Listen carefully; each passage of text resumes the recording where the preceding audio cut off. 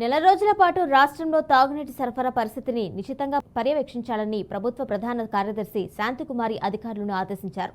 నీటి సరఫరాలో అంతరాయాలు రాకుండా జాగ్రత్త వహించాలని సూచించారు. డాక్టర్ బిఆర్ అంబేద్కర్ తెలంగాణ సచివాలయంలో ప్రభుత్వ ప్రధాన కార్యదర్శి శాంతికుమారి మున్సిపల్, నీటిపారుదల, పంచాయతీరాజ్ శాఖల అధికారులతో సోమవారం సమావేశం నిర్వహించి రాష్ట్రంలో తాగునీటి సరఫరా పరిస్థితిని సమీక్షించారు. సరఫరాలో అంతరాయం ఉన్న ప్రాంతాలను గుర్తించి ప్రజలు ఇబ్బందులు పడకుండా చర్యలు తీసుకోవాలని చెప్పారు.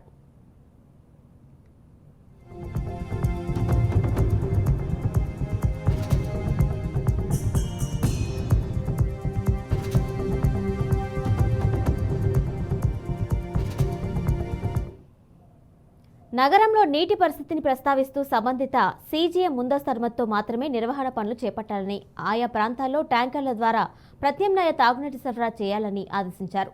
సీజీఎంలు ప్రతిరోజు తమ పరిధిలోని మేనేజర్లతో టెలికాన్ఫరెన్స్ నిర్వహించి నీటి సరఫరాను పర్యవేక్షించాలి అన్నారు. అదేవిధంగా మిషన్ భగీరథ, పబ్లిక్ హెల్త్ అధికారులు కూడా నిరంతరం పర్యవేక్షించాలి అన్నారు.